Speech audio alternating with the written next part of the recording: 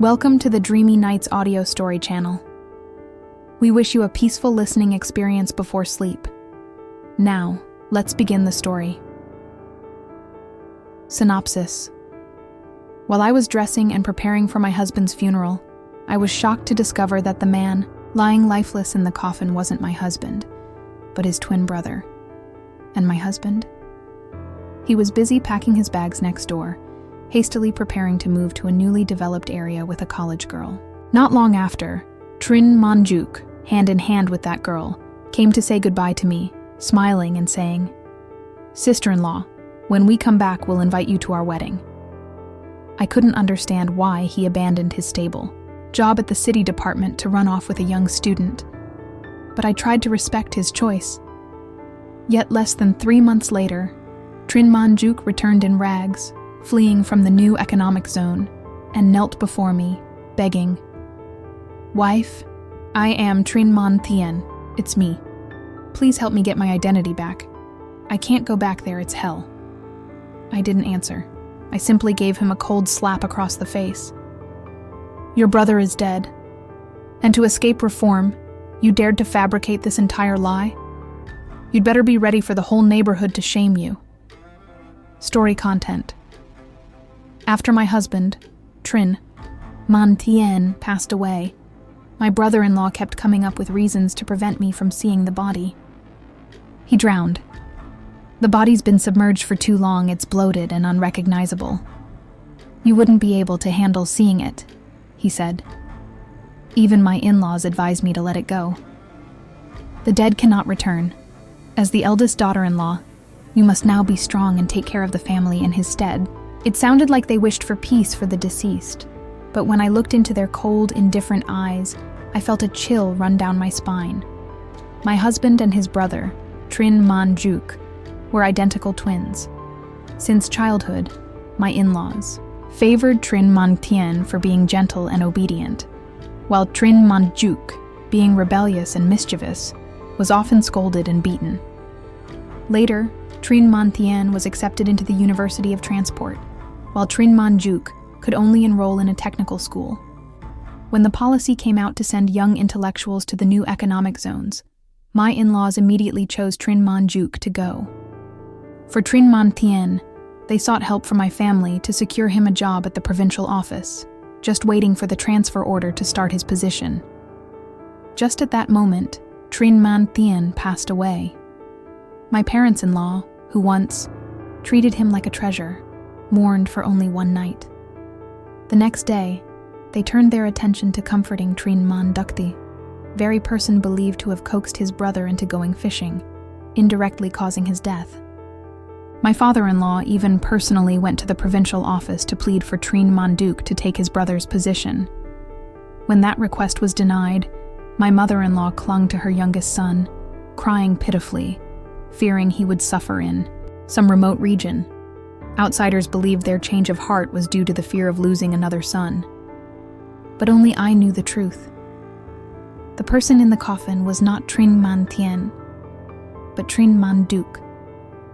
To confirm the intuition burning inside me, I knelt before the coffin, sobbing so hard I couldn't stand. I insisted on dressing my husband in new clothes with my own hands before the burial. Despite efforts from my in-laws to stop me, I refused to let anyone bury him until I had done so. I looked at everyone with determination and declared that I would see him one last time. No one had the right to stop me. Moved by my pain, relatives and friends stepped in to mediate and gave me the chance to approach the body. Although the water had distorted the corpse, the layers of fresh wounds atop old scars on his back and chest made me shudder. These injuries clearly couldn't have formed in a single day. At that moment, I was absolutely certain. The body was Trin Manduk's, not my husband's. Realizing that Trin Man Thien had sacrificed his bright future and taken his brother's place in a remote assignment for the sake of the family, a surge of rage ignited within me. I turned around and slapped Trin Manduk across the face, the very man who had just tried to stop me. "You bastard!" I screamed. "The flood was obvious, and you still dragged your brother out to fish. Why wasn't it you who died?" I shrieked like a mad woman, tearing his shirt. "Give me back my husband. You've ruined my life. How do you even have the face to keep living?" I attacked him mercilessly, leaving his face bloodied. My in-laws panicked and tried to intervene, but were held back by the relatives. "The eldest daughter-in-law has suffered so much and her vent her anger," they said. That's right. Trinman Duke caused his brother's death. A few slaps and curses from his sister-in-law aren't too much. Repeatedly struck by me, Trinman Duke finally lost his temper and shouted, "Truong Ka Tin, have you gone insane?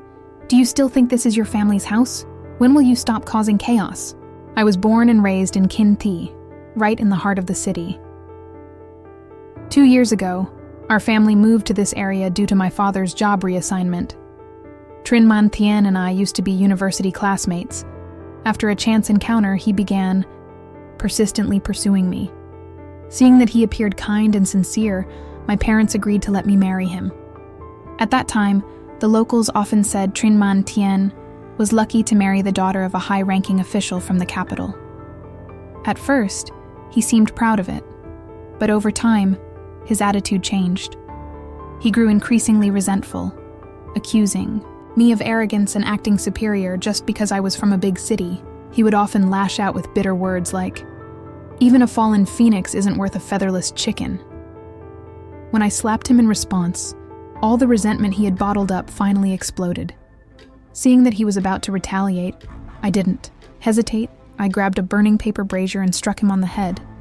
"Trinman Duke just passed away, and now you're already treating me like a stranger?" I shouted. "Where is your conscience? You caused his death, and now you want to drive me out of this house?" Furious, I declared I would leave on my own. The mention of Trinman Duke's name seemed to jolt him back to his senses. He immediately backed down. His attitude changed, and he pretended to be meek, just like the usual demeanor of Trinman Duke. "Sister-in-law, I didn't mean it," he stammered. "You hit me so hard I lost control of my words." But his eyes still burned with hatred, something he couldn't hide. I gave him no chance to twist the situation. In front of the entire family, I loudly declared that if the Trin family no longer had a place for me, I had no desire to stay. I told them all that once my husband's funeral was over, I would leave. I wouldn't rely on anyone or cling to anything. As I spoke, Trinman Thien, still pretending to be Trinman Duke, panicked and reached out to stop me. But he forgot I wasn't alone. My maternal cousins immediately stepped in and pinned him down so he couldn't move. My belongings were already packed. As soon as the coffin was buried, I would leave the Trin household for good. My in-laws were thrown into a panic. Even though Trinman Thien was pretending to be their younger son and claimed he would move to help build a new development area, they realized that once he left, there would be no man left in the house. They were elderly and needed care. Moreover, during a time when the whole country was facing shortages and rationing, my food stamps were still a crucial source of sustenance. Desperate, they pleaded with me to reconsider and begged me to stay to fulfill the responsibilities left behind by my late husband. They spoke of filial duty, loyalty as a daughter-in-law, and responsibility to the family. I quietly looked at them and slowly spoke. "If you need someone to take your son's place in repaying your kindness, then let me go to the new economic zone instead. In return, let Trinman Duke stay in the city to take care of his parents and fulfill his duty on behalf of his older brother." As soon as they heard this, the elderly couple immediately brightened up, their joy as obvious as if they had struck gold. However, the one who objected was none other than their own son, Trinman Thien, who was pretending to be Trinman Duke. He immediately protested, "No, I already promised Jia Hui that I would go with her. It's her first time leaving home. What will she do without me? What if someone bullies her? How can she survive?" Then he turned to me, scolding, "Sister-in-law, how can you be so selfish? If you don't want to care for my parents, don't push the responsibility onto someone else. If my brother knew, he would be heartbroken." I nearly laughed out loud at his shamelessness. "Trinman Duke, Aren't you just head over heels for Jia Hu? Isn't that why you insisted on going with her? As soon as I said it, everyone's expression changed. Suspicious, angry looks immediately turned toward him, and a murmur spread through the crowd. What's this? Leaving your elderly parents behind just for a girl? He caused his brother's death, and now he wants to force his sister-in-law to take on the filial duties? Absolutely disgraceful. The in-laws, not wanting their son to be criticized, tried to cover up the truth in every way, but they forgot that they had publicly belittled Tring Manduk many times before. They had always looked down on their second son, never hesitating to call him useless and a failure. Now they were suddenly defending him. No wonder people were suspicious. The Trin family is really strange, some whispered. They used to openly mock the youngest son, but now that the eldest is gone, they treat him like a precious gem. The eldest isn't even buried yet, and they've already dumped all the responsibility on the widow. Who could bear that? Then, someone noticed, wait a minute, doesn't the youngest look a little off today? His demeanor and speech, he's more like the eldest than himself. One careless comment ignited a wave of murmurs and side eyes. Everyone began looking at Trin Manduk with growing doubt. Trin Man Thien, realizing things were getting out of control, quickly urged his parents to hasten the burial and cover up the truth. When the coffin lid was closed, I could no longer contain my grief. My chest tightened, and I fainted in front of the altar.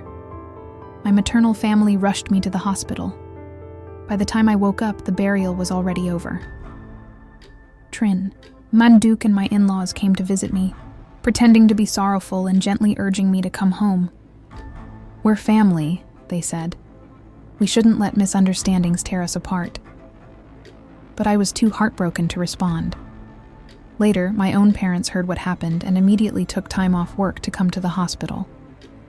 Just by looking into their eyes, my parents immediately realized my in-laws' intentions.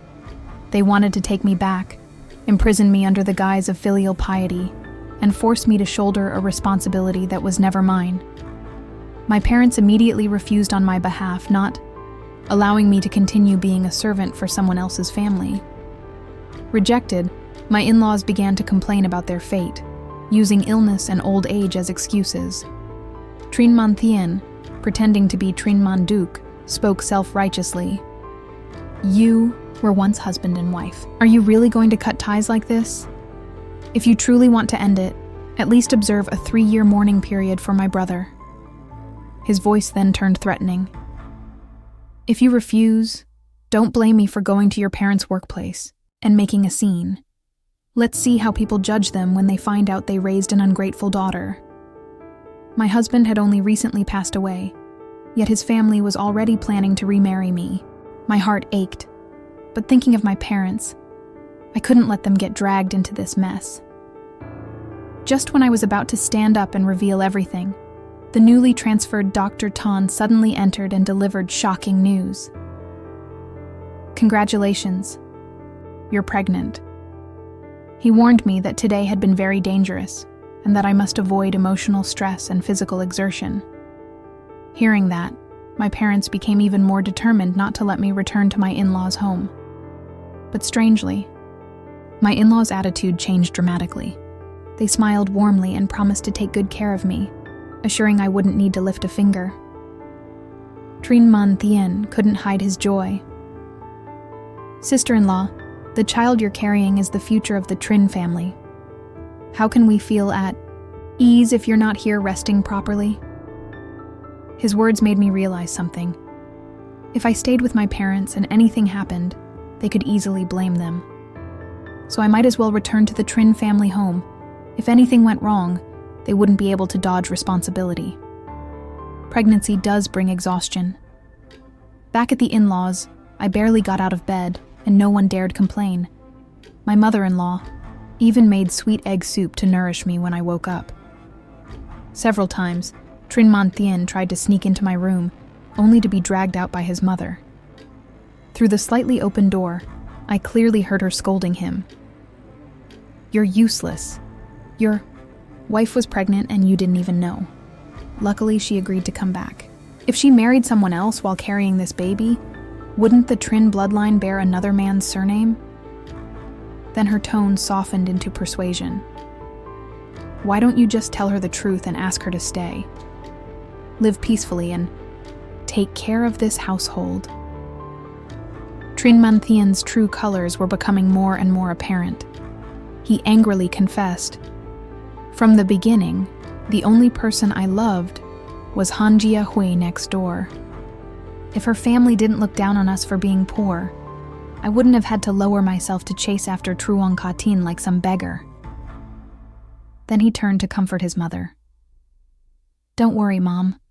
Katin may seem tough on the outside, but she's soft and easily manipulated." My mother-in-law kept pampering and taking good care of her, just to ensure she could give birth smoothly. Once the baby was born, that woman would never be able to leave our family for the rest of her life. But it didn't stop there.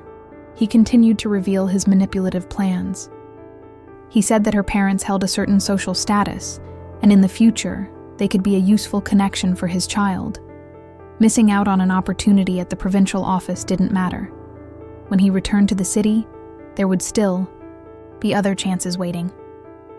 He thought my reason for keeping her around was just a small salary and some ration coupons. That was far too simplistic. He even shamelessly claimed that I still had feelings for him, and that once he came back to the city, with a few flattering words, I might be willing to become his woman in the shadows. Hearing that, I nearly threw up right on the spot. It took everything I had to keep pretending to be asleep to maintain my calm. The next morning, Trin Manthian and Han Giahui officially left for the new economic zone. Before departing, they walked up to me hand in hand, pretending to be cheerful.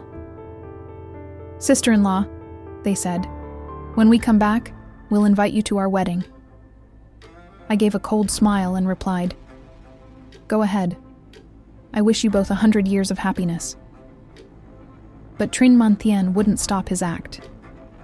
"As long as you give birth to the child," he said, "the Trin family will take good care of you. After all, it's my older brother's flesh and blood. I'll treat it like my own." I scoffed silently. Keep dreaming. Less than a month after, he left. Letters from the countryside began arriving one after another, sometimes 2 or 3 a week. Every letter revolved around the same theme: asking for money.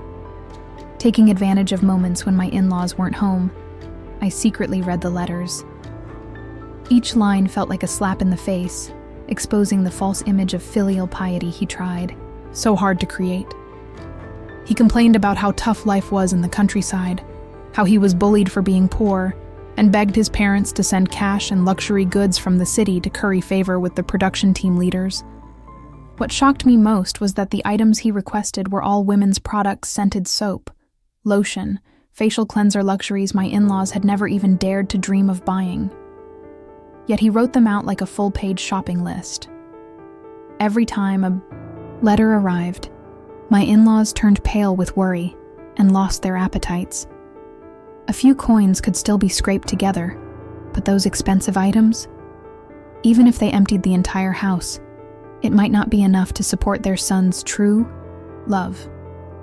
They couldn't bear the poverty anymore, and under the pressure of the constant letters, they started targeting me. When I refused to give them money, my mother-in-law seized the opportunity while I was out to rummage through my wardrobe, intending to send clothes to Trin Manthian. Fortunately, I had anticipated this. I had long replaced the skincare, products with lard, and the nice clothes and good fabrics had been carefully stored at my parents' house. I only left behind things I never wore. I even cut small tears at the waist of the dresses so they looked fine from the outside but would tear when worn. Not a single item would be allowed to reach Trin Manthian as a gift for his beloved Han Jiahui. My mother-in-law still remembered that, on my wedding day, my family had given me a valuable wristwatch. Trin Manthian had boasted everywhere that it was worth 10 yuan, a rare luxury in those times. After several failed attempts at finding it, she finally couldn't hold it in and asked me directly. "I've been forgetful lately," she said. Do you remember where you put your watch? Let me borrow it for a few days. She even tried to bribe me, promising to cook every day so I'd have a hot meal after work. She pretended to care. Did you get your salary this month? Let me keep it safe for you. I didn't bother answering, just gave her a faint smile and turned away. But the next evening, on my way home from work, I deliberately walked through the alley, crying loudly from one end to the other. My cries were loud enough for all the neighbors to hear. Seeing me in such a state, people rushed over and asked, anxiously, "What's happened? Why are you crying so hard?" Choking back sobs, I shouted, "My husband hasn't even been gone 7 weeks, yet my mother-in-law is already trying to take my dowry. You all remember the watch, don't you? The one my family gave me as a wedding gift? She wants me to hand it over so she can give it to Trin Manduc to help him court a girlfriend." I looked to the heavens and swore. That watch, I buried it with my husband in his coffin. Even if I wanted to retrieve it, it's gone forever. Was too afraid to go home, scared of another of her outbursts. When the neighbors heard the whole story, they were furious. They said the Trin family had gone too far. What they were doing was unacceptable. Older women who had long disliked my mother-in-law stood up for me, declaring they would speak out so I wouldn't be bullied anymore. My mother-in-law was soon surrounded by a group of women who berated her harshly for nearly an hour. She turned pale, stammering in defense. Tu never meant to give the girl's belongings to Trin Manduc, truly. But I didn't let her escape. In front of everyone, I flung open the wardrobe door and pointed at the worn-out clothes left inside. With tears choking my voice, I said, "Mother, you secretly sent all my personal things down to the countryside for Trin Manthien." I kept quiet because I still respected the past I had with him. "But you can't take my clothes and now aim for my salary too. In this house, what exactly am I to you?" I then told everyone how Trin Manthien had been writing to ask for money constantly, and how my mother-in-law intended to use my monthly salary to support him. The more people heard, the angrier they became. "Her son's good for nothing," they muttered. "And she wants the young widow to carry the burden? Her husband hasn't even been dead 7 weeks, and she's already trying to take her money. It's beyond outrageous. When she first came here as a bride, wasn't she obedient and decent? How can she still be treated this way? They thought bringing her here was to care for her and help her heal. But no, now she's expected to feed and clothe the whole family." Voices of criticism echoed across the neighborhood. Some advised me to go back to my parents' home. Others said, "This whole idea of mourning for 3 years is so outdated. Why should a widow sacrifice her whole life? If you meet a decent man, you should remarry and live a dignified life. Letting them exploit you to death, what kind of life is that?" Seizing the moment, I began packing my things to leave. But my mother-in-law rushed over, grabbed my arm, and screamed, "You can't go! You're carrying a child from the Trin family." The moment those words left her mouth, all eyes turned to me filled with pity and concern. In their eyes, a pregnant woman was already tied to her husband's family, like a tree with roots. Leaving was no longer an option. No one dared suggest I leave anymore. Seeing this, my mother-in-law was visibly pleased. She immediately shifted her tone, acting like a sweet, caring mother. "I was only worried that you're still young and might not manage money well. If you suffer, the child will suffer too." Noticing my continued coldness, she tried to come closer to console me, reaching for my bag as if to help. People began dispersing. But the moment she touched me, I abruptly pulled away and collapsed to the ground. I lay there, sobbing loudly and pointing at her, crying, "Mother, why did you push me? My stomach hurts so much. Do you want to kill both me and the baby?" My mother-in-law panicked and rushed to help me up, but I dodged her touch, refusing to let her come near. Amid the chaos, a neighbor, also a colleague of my father, recognized the seriousness of the situation and immediately ran to inform him. It wasn't long before my father arrived. When he saw me being helped by our neighbor, blood trailing behind, me on the ground, he didn't say a word. He just clenched his fists and carried me straight to the hospital. Before leaving, he shouted just one thing: "Don't ever come back to this house again." My mother-in-law was left behind, surrounded by the neighbors' harsh criticisms. As I had anticipated, news of my miscarriage spread rapidly throughout the neighborhood. Very quickly, my mother-in-law became the target of widespread condemnation, while I successfully severed ties with the Trin family. When my parents returned later to collect my belongings, they scolded my in-laws mercilessly, showing no restraint. Only my parents and Dr. Tan knew the truth. I had never lost my child. I knew all too well that with a calculating family like the Trins, I would never have had the chance to escape unless I created a major shock. Fortunately, Dr. Tona, longtime friend of my mother, agreed to help me secretly orchestrate everything. The trail of blood that had frightened everyone was nothing more than a bag of chicken blood I had prepared and hidden beforehand. After nearly a month recovering at my parents' home, I returned to work. I was assigned to an agricultural research institute, and at that time, our unit was entering a busy season. The leadership selected a few core members to assist farmers and young intellectuals in the field. I was on the list. Ironically, or perhaps fatefully, the place I was sent to was the very same area where Trin Mantien and Han Jiahui were now living. I didn't need to do a thing, and yet I had an open opportunity to step right into their current lives. I smiled quietly to myself. Good. Let's see whether they're really living their dream or simply struggling in misery. After just 2 months apart, I almost didn't recognize Trin Mantien. His once fair skin was now tanned from the sun, and he wore tattered, mismatched clothes pants so short they barely reached his ankles. It was clear he had borrowed them from someone else. When he first saw me, he thought he was hallucinating. But once he realized it was truly me, his eyes lit up. His back, once hunched from labor, suddenly straightened as if he'd seen his savior. While everyone else was focused on their work in the fields, he kept pacing around, loudly bossing people around. Sometimes he pointed at one person, sometimes he yelled at another. Eventually, someone couldn't hold it in anymore and spoke up. "Trin Mantien, did you drink something strange today? You're not doing your own work, and now you're ordering others around? Who do you think you area technician sent from the top? You think you're qualified?"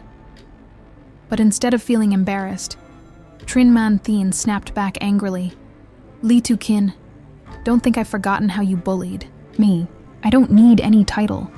I still have ways to make all of you suffer in silence." Then he pointed straight at me and shouted, "See who's managing you all? That's my real sister-in-law." Using my status as a cadre, he shamelessly ordered the timid intellectual youths and villagers to do his work for him. Anyone who refused was threatened. He warned that I would tamper with their fields and prevent their crops from sprouting. Unable to tolerate it any longer, some people immediately reported him to the team leader. When the leader approached me for clarification, I explained everything clearly. I recounted all the events that had happened during my time in the Trin household, leaving nothing out. Finally, I stated firmly, "I have completely severed all ties with the Trin family. From this day forward, there is no connection between us whatsoever." My resolute attitude made the team leader breathe a sigh of relief. He admitted, "Earlier, I was genuinely worried that you might actually carry out what Trin Manduku had threatened. But now that I had made my stance clear, he felt reassured." He went on to tell me about the current situation of Trin Mantien and Han Jiahui. Since being transferred down here, they had faced a rough time. A group of local thugs often bullied newcomers, and Trin Mantien and Han Jiahui were among the most severely tormented. The reason was simple. On their first day, they had acted arrogantly, looked down on the locals, refused to work, and were often caught sneaking off to flirt in the bushes. Their behavior enraged the bullies, who retaliated under the guise of defending production discipline. They would cover Trinh Man Thien's head with a sack and beat him viciously, especially in vulnerable areas, without mercy. He was also forced to hand over his weekly food ration coupons if he didn't want to suffer further. Meanwhile, Han Jia-hui was constantly harassed and threatened. That's why Trinh Man Thien kept writing letters home, begging for money, trying to bribe the thugs. But the more he groveled, the more he was despised. The team leader said they had now gathered solid evidence of the gang's actions and that disciplinary measures would soon be taken. However, he also made it clear that Trinh Man Duc's misuse of his connections to coerce others into working on his behalf was a separate issue, one that would also be dealt with sternly. I nodded in agreement, showing no sign of protecting anyone. Perhaps the team leader was testing me to see if I would waver. But seeing how indifferent I was to Trinh Man Thien's fate, he set aside any concerns. Soon after, an official notice was issued. Trinh Man Thien and the disruptive gang would be transferred to the Northwest region to continue their re-education through labor. That night, Trinh Man Thien was summoned to the production team's office. He likely assumed everything had been arranged in his favor now that people knew he was related to an official. So he walked in smugly, making bold demands. I need a private room. I also want my daily workload reduced by 2/3. He even brought up Han Jia-hui, saying, "She's my fiancée. She's never done hard labor in her life. I want her to receive the same treatment as I do." The person in charge of the interrogation could only shake his head at his shamelessness. Even after being sternly told to cooperate, he remained arrogant and condescending. "My sister-in-law is the top technician in this entire mission," he declared loudly. "Anyone who messes with me is picking a fight with her. You'd be wise to back off if you don't want trouble." To his surprise, no one was intimidated by his veiled threats. Some scoffed, others openly mocked him. "You may call her your sister-in-law, but has she ever acknowledged you as a brother? You're nothing but a nuisance. Who would want to get involved with someone like you?" Still, Trinh Man Thien wouldn't back down. He insisted I be summoned to verify his claims. Instead, he was thrown into the cattle pen as a temporary holding cell. The next morning, he was tied up and brought out to the grain drying yard for a public self-criticism session. Even then, he shouted threats and curses, but only when the official announcement was made that he and the thugs would be transferred to the Northwest for further re-education. Did he truly panic? His knees gave way, his voice trembled, and his face turned pale as he looked at me and wailed, "Sister-in-law, I know I was wrong. You're a good person. Our parents have always treated you like their own daughter." Amid the chaos, a neighbor, also a colleague of my father, recognized the seriousness of the situation and immediately ran to inform him. It wasn't long before my father arrived. When he saw me being helped by our neighbor, blood trailing behind, me on the ground, he didn't say a word. He just clenched his fists and carried me straight to the hospital. Before leaving, he shouted just one thing: "Don't ever come back to this house again." My mother-in-law was left behind, surrounded by the neighbors' harsh criticisms. As I had anticipated, news of my miscarriage spread rapidly throughout the neighborhood. Very quickly, my mother-in-law became the target of widespread condemnation, while I successfully severed ties with the Trinh family. When my parents returned later to collect my belongings, they scolded my in-laws mercilessly, showing no restraint. Only my parents and Dr. Tan knew the truth. I had never lost my child. I knew all too well that with a calculating family like the Trins, I would never have had the chance to escape unless I created a major shock. Fortunately, Dr. Tona, a longtime friend of my mother, agreed to help me secretly orchestrate everything. The trail of blood that had frightened everyone was nothing more than a bag of chicken blood I had prepared and hidden beforehand. After nearly a month recovering at my parents' home, I returned to work. I was assigned to an agricultural research institute, and at that time, our unit was entering a busy season. The leadership selected a few core members to assist farmers and young intellectuals in the field. I was on the list. Ironically, or perhaps fatefully, the place I was sent to was the very same area where Trinman Thien and Han Gia Hui were now living. I didn't need to do a thing, and yet I had an open opportunity to step right into their current lives. I smiled quietly to myself. Good. Let's see whether they're really living their dream or simply struggling in misery. After just 2 months apart, I almost didn't recognize Trinman Thien. His once fair skin was now tanned from the sun, and he wore tattered, mismatched clothes pants so short they barely reached his ankles. It was clear he had borrowed them from someone else. When he first saw me, he thought he was hallucinating. But once he realized it was truly me, his eyes lit up. His back, once hunched from labor, suddenly straightened as if he'd seen his savior. While everyone else was focused on their work in the fields, he kept pacing around, loudly bossing people around. Sometimes he pointed at one person, sometimes he yelled at another. Eventually, someone couldn't hold it in anymore and spoke up. Trinman Thien, did you drink something strange today? You're not doing your own work, and now you're ordering others around? Who do you think you are, a technician sent from the top? You think you're qualified? But instead of feeling embarrassed, Trinman Thien snapped back angrily. Lied to, kin. Don't think I've forgotten how you bullied me. I don't need any title. I still have ways to make all of you suffer in silence. Then he pointed straight at me and shouted, See who's managing you all? That's my real sister-in-law. Using my status as a cadre, he shamelessly ordered the timid intellectual youths and villagers to do his work for him. Anyone who refused was threatened. He warned that I would tamper with their fields and prevent their crops from sprouting. Unable to tolerate it any longer, some people immediately reported him to the team leader. When the leader approached me for clarification, I explained everything clearly. I recounted all the events that had happened during my time in the Trin household, leaving nothing out. Finally, I stated firmly, I have completely severed all ties with the Trin family. From this day forward, there is no connection between us whatsoever. My resolute attitude made the team leader breathe a sigh of relief. He admitted, Earlier, I was genuinely worried that you might actually carry out what Trinman Duke had threatened. But now that I had made my stance clear, he felt reassured.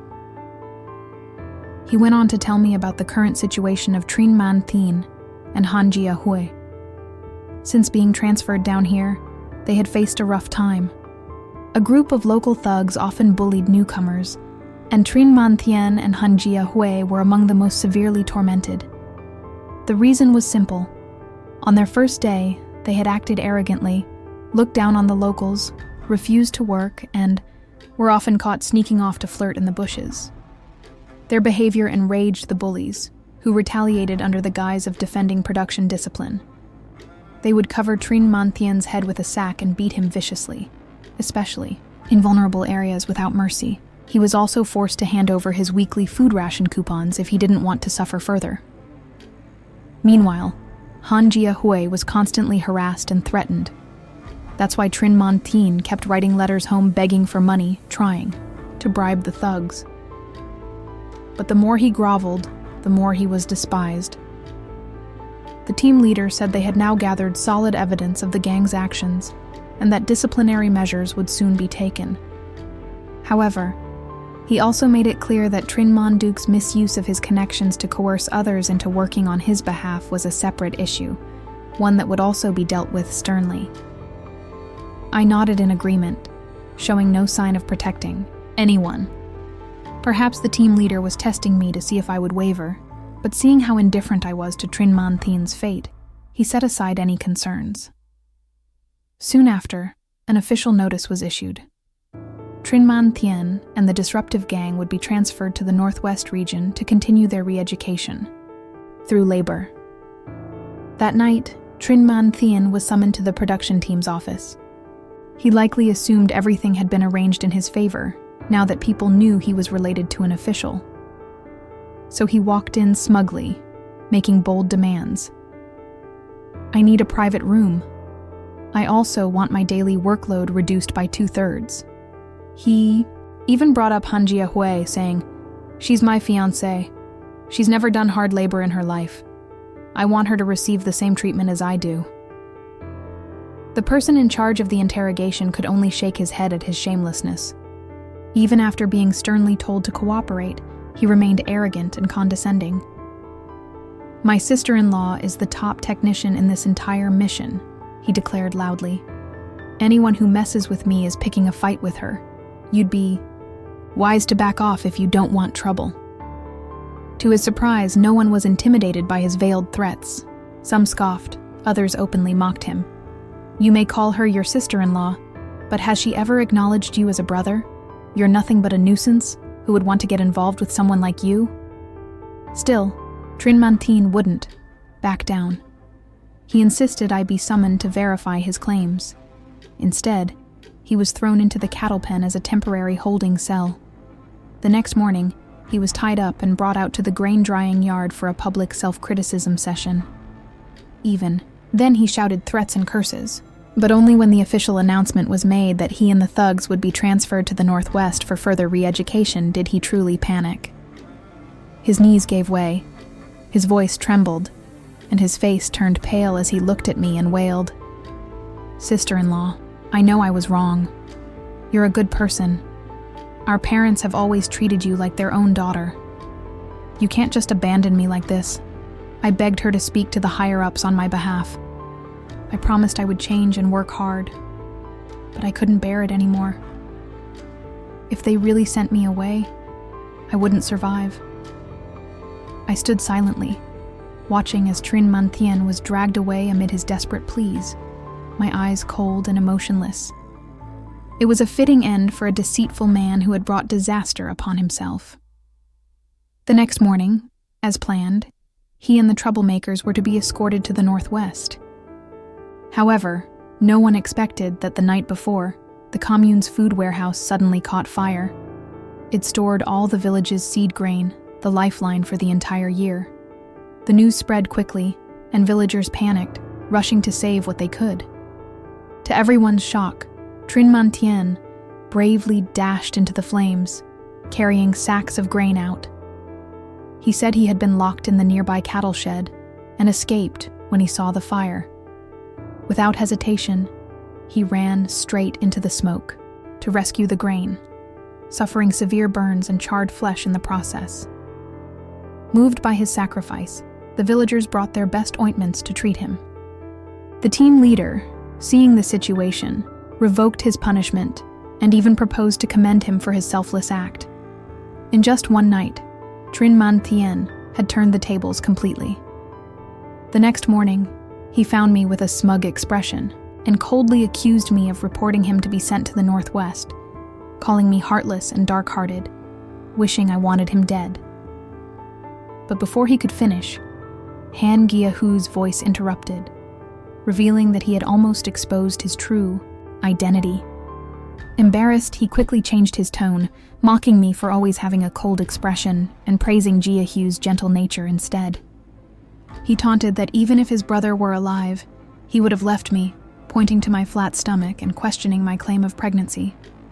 Han Jia-hui pretended to be concerned, asking if I wore a corset, reminding me that noble ladies cared about their figure, but warned that no slim waist should harm the baby inside.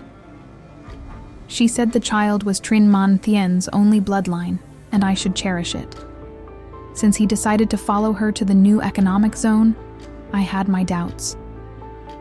I had suspected from the start that this girl was not as innocent as she appeared.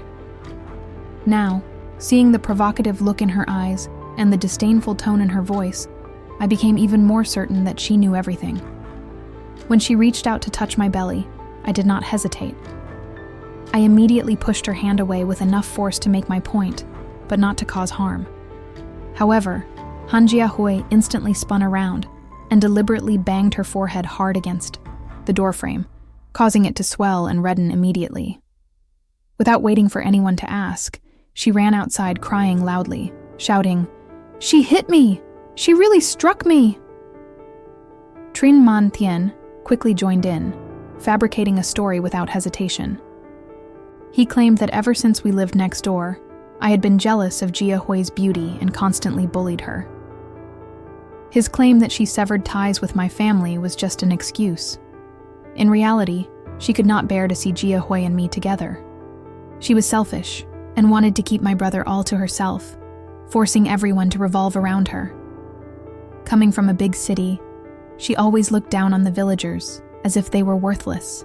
Because Trin Man Tien had recently been praised for saving the grain warehouse, the villagers still held him in gratitude. Few cared about discerning right from wrong. His words were accepted as absolute truth. A group of people gathered to accuse me, demanding that I be expelled from the village. Some cruelly cursed me, saying, "What kind of woman brings misfortune to her husband? He died shortly after marrying her. Maybe she even brings bad luck to the crops." I knew it was useless to reason with such ignorant people or waste words on those who only listen to their feelings. That night, I took the initiative to submit a transfer request back to the city. Before leaving, I carefully removed the old film from my camera and packed it with my luggage. I left the camera and a new roll of film with my colleagues at the institute. The camera was mine, brought from home to document the growth of crops, but I knew it had captured much more than that. Unexpectedly, I had obtained valuable evidence.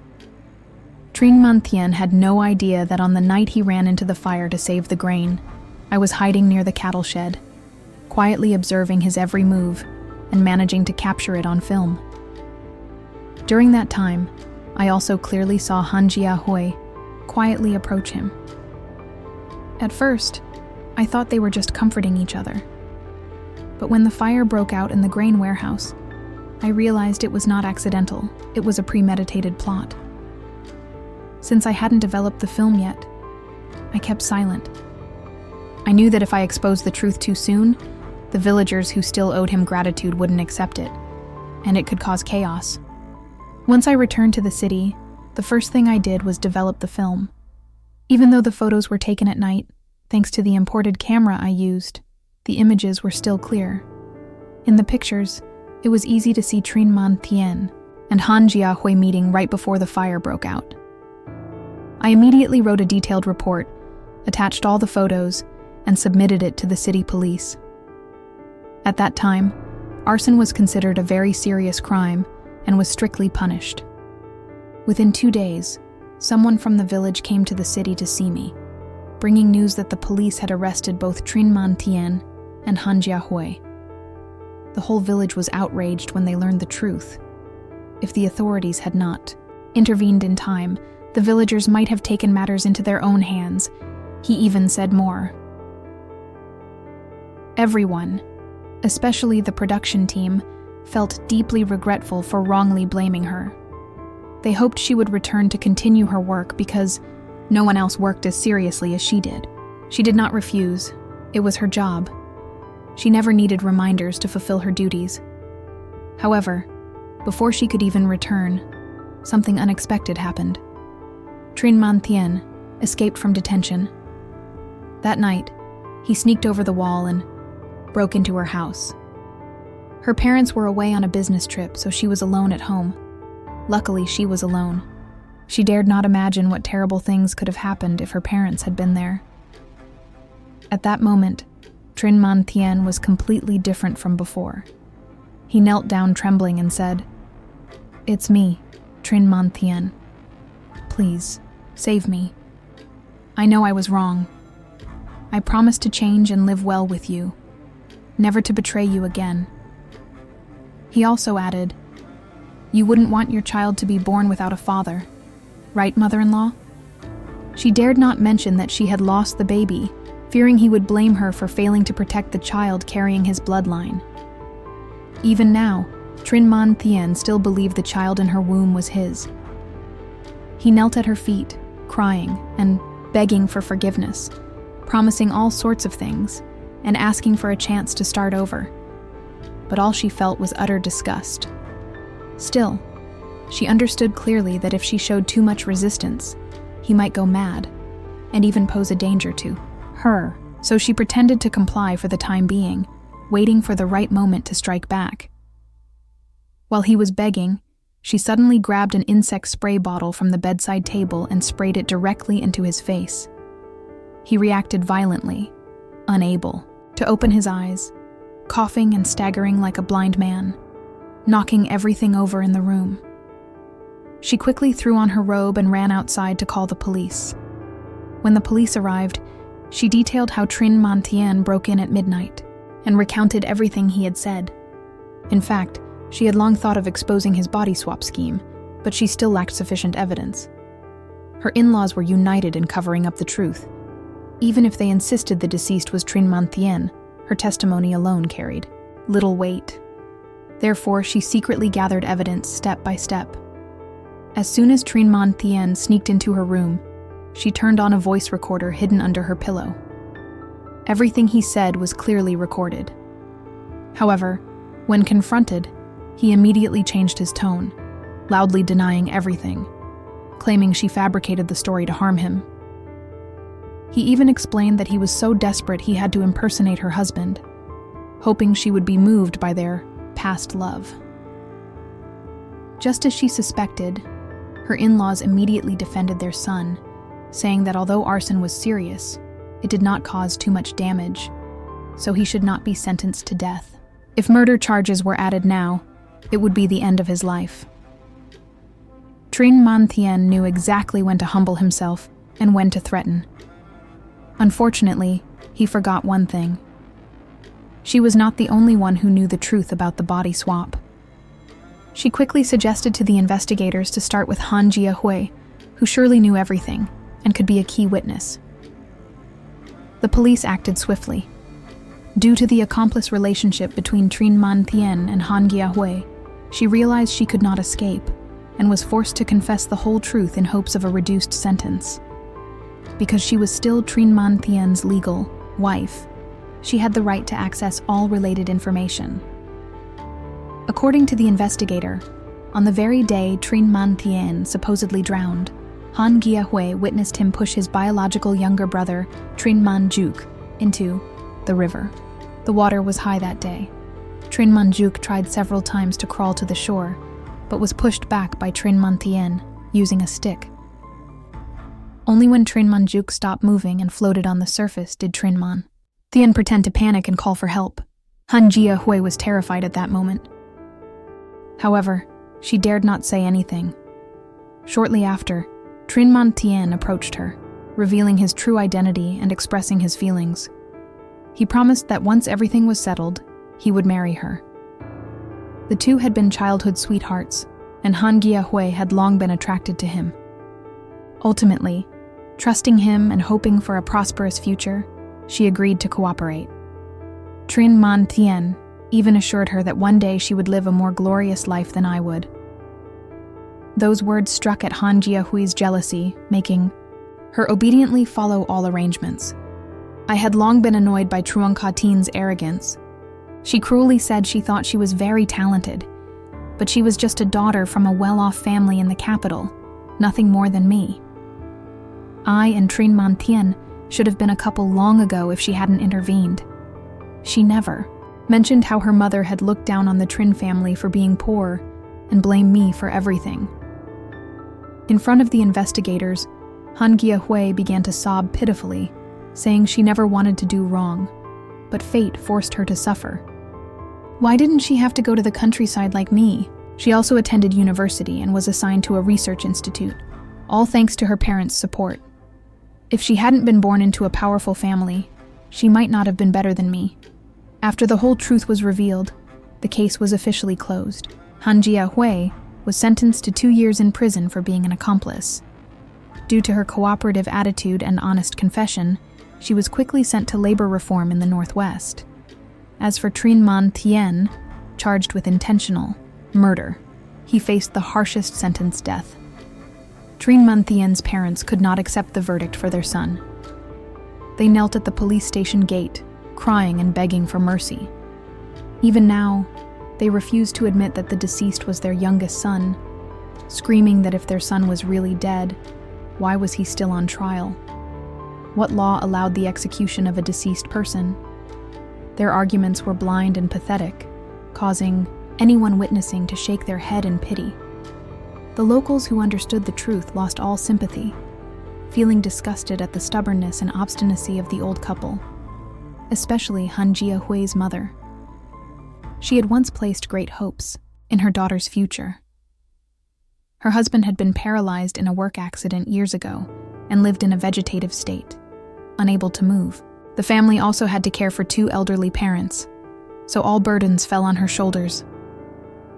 For a long time, she hoped her daughter could marry a wealthy man to change the family's fate. Because of this dream of a better life, she was willing to push her daughter to intrude into another family, as long as it meant seizing a chance at a better life. Unexpectedly, the outcome was tragic. Jia Hue fell into legal troubles, her reputation and prospects shattered, all caused by Trin. Man Tian, overwhelmed by anger and frustration, she went to the Trin family's house in a fury and set fire to it. Fortunately, Trin Man Tian's parents escaped unharmed, but their house was completely burned down, leaving only ashes and blackened walls. Han Jiahui's mother was arrested and sentenced according to the law. Due to her extreme poverty, she could not compensate the Trin family for the damages, leaving the elderly couple with nowhere to turn in the end.